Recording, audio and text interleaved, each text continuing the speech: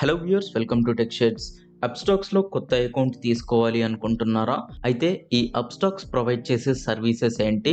దీంట్లో ఏ ఏ అప్డేట్స్ వచ్చాయి? ఇందులో ఛార్జెస్ ఎలా ఉంటాయి? దీని యూజర్ ఇంటర్ఫేస్ ఎలా ఉంటుంది? ఇది ప్రొవైడ్ చేసే డిఫరెంట్ సర్వీసెస్ యొక్క రెస్పాన్స్ ఎలా ఉంది? ఈ డీటెయిల్స్ అన్నిటిని ఈ వీడియోలో ఎక్స్ప్లెయిన్ చేస్తాను. సో టోటల్గా అప్స్టాక్స్ యొక్క మెరిట్స్ ఏంటి, డిమెరిట్స్ ఏంటి, సో మీరు ఓవరాల్గా ట్రేడింగ్ అకౌంట్ తీసుకుంటే దీనివల్ల వచ్చే బెనిఫిట్స్ ఏంటి, అలాగే దీంట్లో ఉన్న డ్రాబ్యాక్స్ ఏంటి అనేది ఈ వీడియోలో క్లియర్గా ఎక్స్ప్లెయిన్ చేస్తాను. సో వీడియోని ఎక్కడ స్కిప్ చేయకుండా ఎండ్ వరకు చూడండి. అలాగే ఈ వీడియో కానీ మీకు హెల్ప్ అయితే లైక్ చేసి మీ ఫ్రెండ్స్ తోటి షేర్ చేయండి. అండ్ ఈ ఛానల్ ఇంతవరకు సబ్స్క్రైబ్ కానీ చేసుకోకపోతే ప్లీజ్ సబ్స్క్రైబ్ చేసుకోండి. అలాగే మీరు ఒకవేళ అప్స్టాక్స్లో అకౌంట్ ఓపెన్ చేసుకోవాలి అనుకుంటే కింద డిస్క్రిప్షన్ బాక్స్లో నేను లింక్ ఇచ్చాను. ఈ లింక్ నుండి మీరు అకౌంట్ కానీ ఓపెన్ చేసుకున్నారు అంటే అకౌంట్ వితిన్ 24 అవర్స్లో ఓపెన్ అవుతుంది. అలాగే మీకు అప్స్టాక్స్ అకౌంట్ ఓపెనింగ్లో ఏదైనా ప్రాబ్లంగా ఉంటే techshades1@gmail.comకి మెయిల్ చేయండి. సో టాపిక్ స్టార్ట్ చేస్తే అప్స్టాక్స్ అనేది ఇండియా స్టాక్ బ్రోకింగ్ కంపెనీస్లలో ఒకటి. సో ఈ అప్స్టాక్స్కి రీసెంట్గా 1 crore ప్లస్ యూజర్స్ ఉన్నట్లుగా అప్స్టాక్స్ అఫీషియల్గా అనౌన్స్ చేసింది. సో అప్స్టాక్స్కి సంబంధించి మీరు చూస్తే రీసెంట్గా చాలా అప్డేట్స్ వచ్చాయి. అంటే మిగతా బ్రోకింగ్ కంపెనీస్, కాంపిటేటివ్ కంపెనీస్ ఏదైతే ఉన్నాయో ఆ కాంపిటీటర్స్ ప్రొవైడ్ చేస్తున్న సర్వీసెస్ అన్ని ఇవ్వడం కోసం చాలా అప్డేట్స్ ని తీసుకొని వచ్చింది. అవేంటి అనేది ఒక్కొక్కటిగా చూద్దాం. సో ముందైతే అన్నిటికంటే ఇంపార్టెంట్ మనం ఛార్జెస్ గురించి చూద్దాం. ఛార్జెస్ తర్వాత మోస్ట్ ఇంపార్టెంట్ మన user interface. So Upstox provide చేసే పీసీ వర్షన్ ఎలా ఉంటుంది, మొబైల్ వర్షన్ ఎలా ఉంటుంది, వీటిలో ఏ ఏ సర్వీసెస్ ఉన్నాయి, ఈ డీటెయిల్స్ అన్ని చూద్దాం. అండ్ నెక్స్ట్ ఇందులో వచ్చిన కొత్త అప్డేట్స్ ఏంటి, అండ్ ఆ తర్వాత ఇందులో ఉన్న డిమెరిట్స్ ఏంటి అనేది చూద్దాం. సో ఫస్ట్ అప్స్టాక్స్లో అకౌంట్ ఓపెన్ చేసి మీరు కానీ ట్రేడింగ్ మొదలు పెట్టారు అంటే మీకు ఏ ఏ సర్వీసెస్ ఉంటాయి అనేది చూస్తే ఫస్ట్ మీకు అప్స్టాక్స్ ఒక్క ట్రేడింగ్ అకౌంట్ తీసుకున్నారు అంటే దాని నుండి మీరు mutual funds, stocks and IPO, F and O వీటన్నిటిలో ట్రేడ్ అండ్ ఇన్వెస్ట్ చేసుకోవడానికి ఛాన్స్ అనేది ఉంటుంది. సో ఆల్మోస్ట్ ఇప్పుడున్న ట్రేడింగ్ కంపెనీస్ అన్నీ కూడా ఈ సర్వీసెస్ అన్నీ ప్రొవైడ్ చేస్తున్నాయి. అయితే అప్స్టాక్స్ రీసెంట్గా సావరెన్ గోల్డ్ బాండ్స్లో కూడా ఇన్వెస్ట్ చేయడానికి ఛాన్స్ అనేది ఇస్తుంది.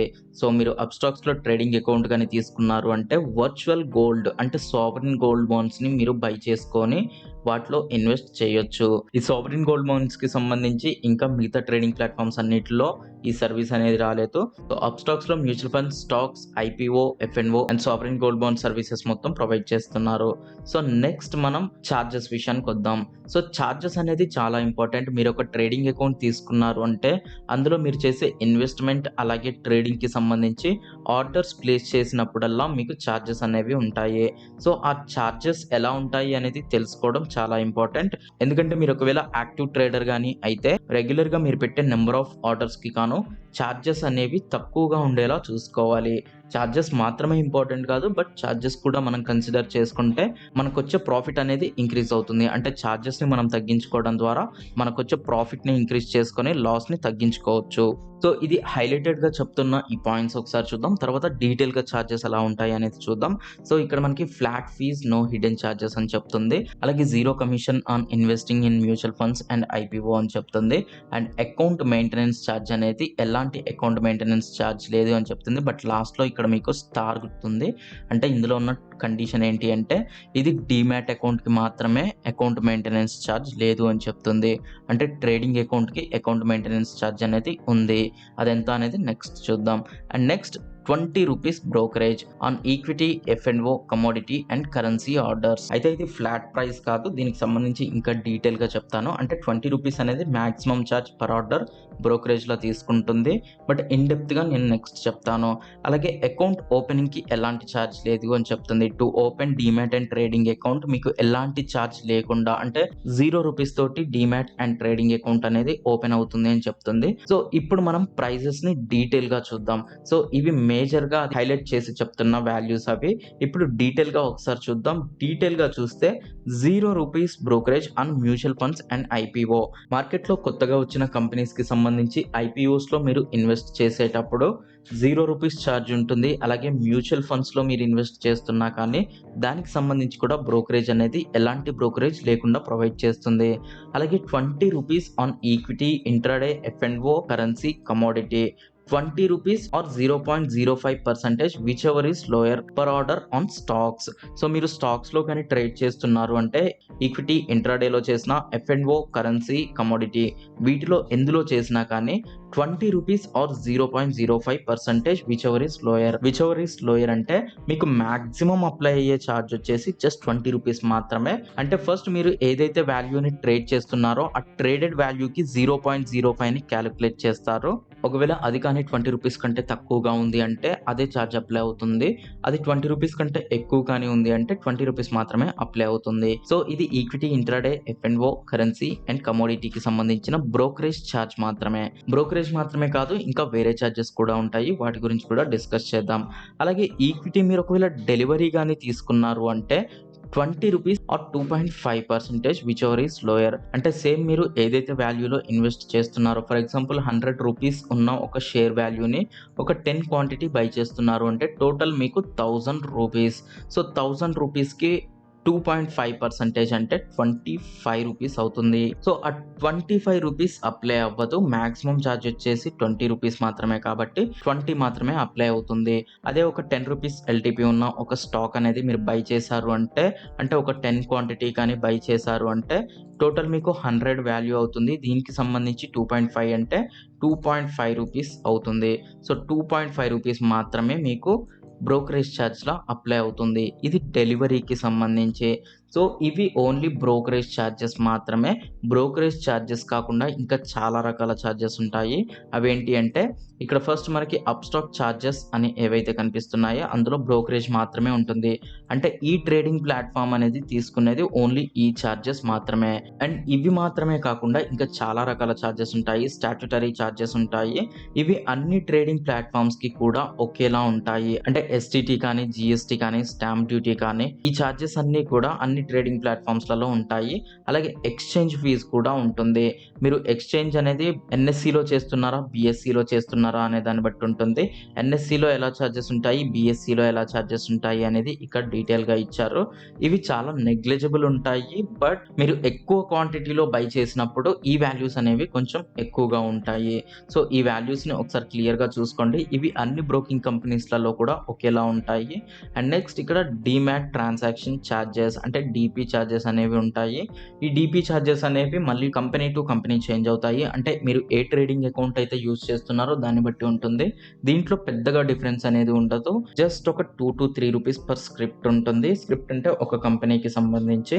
నెక్స్ట్ సెబీ ఛార్జెస్ కూడా అన్ని కంపెనీస్కి ఒకేలా ఉంటుంది. ఈ సెబీ ఛార్జ్ వచ్చేసి 10 rupees per crore. 1 crore rupees కానీ మీరు ట్రేడ్ చేశారు అంటే 10 రూపీస్ ఉంటుంది. అన్ని సెగ్మెంట్లో కూడా అదే ఉంటుంది. అంటే ఈక్విటీ డెలివరీ అయినా, ఈక్విటీ ఇంట్రాడే అయినా, ఈక్విటీ ఫ్యూచర్స్ అయినా, ఈక్విటీ ఆప్షన్స్ అయినా ఎందులో అయినా ఛార్జెస్ ఒకేలా ఉంటాయి. సో ఇది ఓవరాల్గా మీకు అప్లై అయ్యే ఛార్జెస్ మొత్తం.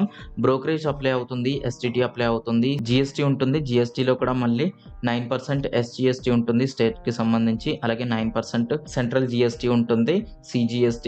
అండ్ నెక్స్ట్ స్టాంప్ డ్యూటీ ఉంటుంది. ఎక్స్చేంజ్కి సంబంధించి మీరు NSEలో ట్రేడ్ చేస్తే ఒకలా ఛార్జ్ ఉంటుంది, BSEలో ట్రేడ్ చేస్తే ఒకలా ఛార్జ్ ఉంటుంది. అలాగే ట్రాన్సాక్షన్ ఛార్జ్ అనేది ఉంటుంది. నెక్స్ట్ DP ఛార్జెస్, ఇది మళ్ళీ trading account to trading account change అవుతుంది. ఫైనల్గా సెబీ ఛార్జెస్. సో ఛార్జెస్ గురించి చూసాం. సో మోస్ట్లీ ఇప్పుడున్న ట్రేడింగ్ కంపెనీస్ అన్నీ కూడా ఛార్జెస్ ఇలానే అప్లై చేస్తుంది. అంటే ఛార్జెస్లో మీకు పెద్దగా డిఫరెన్స్ అనేది బ్రోకరేజ్లోనే వస్తుంది. మిగతా అన్నీ కూడా సేమ్ ఉంటాయి కాబట్టి బ్రోకరేజ్ ఛార్జ్ మాత్రం కంపేర్ చేసుకుంటే సరిపోతుంది. సో బ్రోకరేజ్ ఛార్జ్ అనేది ఇందులో ఎక్కువగా ఏమంత లేవు. 20 రూపీస్ పర్ ఆర్డర్ మ్యాక్సిమం ఉంది. మామూలుగా అన్ని ట్రేడింగ్ కంపెనీస్ కూడా 20 రూపీస్ ప్రొవైడ్ చేస్తున్నాయి. అండ్ ఏదైతే ఇక్కడ హైలైటెడ్గా చెప్తుందో 0% commission on mutual funds and IPO అనేది ఇవి అన్ని బ్రోకింగ్ కంపెనీస్లో కూడా ఫ్రీగానే ప్రొవైడ్ చేస్తున్నారు. అలాగే account maintenance charge for demat account అనేది అన్ని బ్రోకింగ్ కంపెనీస్ కూడా ఫ్రీగానే ఇస్తుంది.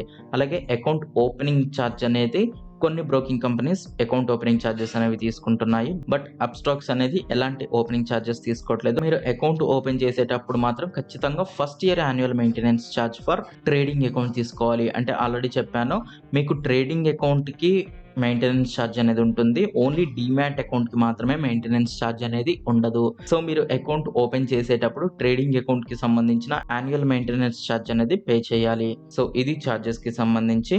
అండ్ ఇక్కడ అప్స్టాక్స్ ప్రొవైడ్ చేస్తున్న సర్వీసెస్ ని చూపిస్తుంది. Stocks, IPO, mutual funds, futures and options. So present provide చేస్తున్న ఏ ట్రేడింగ్ ప్లాట్ఫామ్ అయినా ఈ సర్వీసెస్ అన్ని ఇస్తుంది. అంటే stocks, IPOs, mutual funds, futures and options, commodities వీటన్నిటిలో కూడా ట్రేడ్ చేసుకోవడానికి ఛాన్స్ అన్ని ట్రేడింగ్ ప్లాట్ఫామ్స్ లో ఉన్నాయి. అండ్ ఇందులో మీరు ట్రేడింగ్ అకౌంట్ ఓపెన్ చేసుకోవాలి అంటే మీకు కావాల్సిన డాక్యుమెంట్స్ గురించి ఇక్కడ చెప్తుంది. అవేంటి అంటే pan card and Aadhaar card ఉంటే సరిపోతుంది. అలాగే ఈ కేవైసీ చేయాల్సి ఉంటుంది. సో ఈ 3 డాక్యుమెంట్స్ ఉంటే చాలు మీకు ఆన్లైన్ లోనే ఎలాంటి పేపర్స్ లేకుండా 1 డే లో complete trading and demat account అనేది ఓపెన్ అయిపోతుంది. కింద డిస్క్రిప్షన్ బాక్స్ లో దీనికి సంబంధించిన లింక్ ఇచ్చాను. ఆ లింక్ మీద క్లిక్ చేస్తే మీకు డైరెక్ట్ గా అకౌంట్ ఓపెనింగ్ కి సంబంధించిన పోర్టల్ ఓపెన్ అవుతుంది. దాని నుండి మీరు మీ డీటెయిల్స్ ఇచ్చారు అంటే అకౌంట్ ఓపెనింగ్ ప్రాసెస్ అనేది జస్ట్ 10 మినిట్స్ లో అయిపోతుంది. అండ్ వీటన్నిటికీ హైలైటెడ్ గా చెప్పుకునే పాయింట్ ఏంటి అంటే backed by the best Ratan Tata. So Upstox అనేది రతన్ టాటా బ్యాకింగ్ ఇస్తున్న కంపెనీ. సో డెఫినెట్లీ అప్స్టాక్స్ ని మీరు ట్రస్టెడ్ కంపెనీ లా తీసుకోవచ్చు. సో దీనికి సంబంధించి ఆల్రెడీ ఫస్ట్ లో చెప్పాను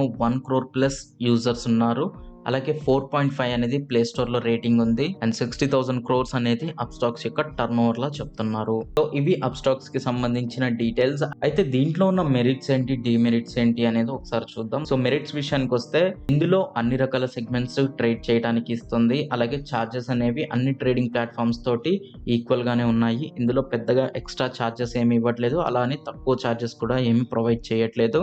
అయితే ఇవి ఎక్స్ట్రాగా ప్రొవైడ్ చేస్తున్న సర్వీసెస్ ఏంటి అంటే ఇది కొత్తగా చాలా అప్డేట్స్ తీసుకొని వచ్చింది. ఫస్ట్ వచ్చేసి జీటీటీ ఆర్డర్. జీటీటీ ఆర్డర్ అనేది చాలా ఇంపార్టెంట్. అంటే మనం స్టాక్స్ లో ఇన్వెస్ట్ గానీ ట్రేడ్ గానీ చేసినా అంటే ఫ్యూచర్స్ అండ్ ఆప్షన్స్ లో కూడా ఈ జీటీటీని ప్లేస్ చేసుకోవచ్చు. అంటే మనం స్టాక్స్ లో కానీ ఫ్యూచర్స్ అండ్ ఆప్షన్స్ లో కానీ ట్రేడ్ ఆర్ ఇన్వెస్ట్ చేసేటప్పుడు స్టాప్ లాస్ అండ్ టార్గెట్స్ ని ఒకేసారి ఫిక్స్ చేసుకోవడానికి ఈ జీటీటీ అనేది అవకాశం ఇస్తుంది. జీటీటీ అనేది చాలా హెల్ప్ అవుతుంది. మీరు ట్రేడింగ్ అండ్ ఇన్వెస్టింగ్ చేసేటప్పుడు చాలా సెక్యూర్ గా చేసుకోవచ్చు. అలాగే మీ ఆర్డర్ ఎగ్జిక్యూషన్ అనేది చాలా ఈజీ అవుతుంది. మీరు ప్రతిసారి మీ పొజిషన్స్ ని చెక్ చేసుకోవాల్సిన అవసరం ఉండదు. సో అప్స్టాక్స్ లో ఈ అప్డేట్ వచ్చి 1.5 year అవుతుంది. సో ఇది బెస్ట్ అడ్వాంటేజ్ అని చెప్పుకోవచ్చు. అన్ని ట్రేడింగ్ ప్లాట్ఫామ్స్ లో ఈ జీటీటీ సర్వీస్ అనేది లేదు. అండ్ నెక్స్ట్ ఎంటీఎఫ్ అంటే మార్జిన్ ట్రేడింగ్ ఫండ్స్. అంటే మీ దగ్గర 50% ఫండ్స్ ఉంటే చాలు, మీరు ఏదైతే స్టాక్ లో ఇన్వెస్ట్ చేయాలి అనుకుంటున్నారో మీకు డెలివరీ ఆర్డర్స్ అనేవి ఇస్తారు. అంటే ఫర్ ఎగ్జాంపుల్ 100 రూపీస్ ఉన్న ఒక స్టాక్ ని మీరు బై చేయాలి అనుకుంటున్నారు. సో ఎంటీఎఫ్ ని కానీ యాక్టివేట్ చేసుకున్నారంటే జస్ట్ 50 రూపీస్ తోటి బై చేయొచ్చు. అంటే మీరు డబుల్ క్వాంటిటీని మీ దగ్గర ఉన్న అమౌంట్ తోటి బై చేయొచ్చు. దీనికి సంబంధించి కొంత ట్యాక్స్ అనేది ఉంటుంది. ఆ ట్యాక్స్ అనేది చాలా తక్కువగానే ఉంటుంది. దానికి సంబంధించి ఆల్రెడీ డీటెయిల్స్ అన్ని చెప్పాను సపరేట్ వీడియోస్ లో. సో ఎంటీఎఫ్ అనేది లైక్ లెవరేజ్ లా ఇస్తున్నారు. సో లెవరేజ్ అంటే మీ దగ్గర ఉన్న తక్కువ అమౌంట్ తోటి ఎక్కువ క్వాంటిటీ షేర్స్ ని బై చేయడానికి అవకాశం ఇస్తుంది. సో డెలివరీ ఆర్డర్స్ కూడా తీసుకోవడానికి ఎంటీఎఫ్ ని ఇస్తుంది. ఇది చాలా ట్రేడింగ్ ప్లాట్ఫామ్స్ లలో లేదు. And next basket. ఇది రీసెంట్ గా వచ్చిన ఆర్డర్ టైప్.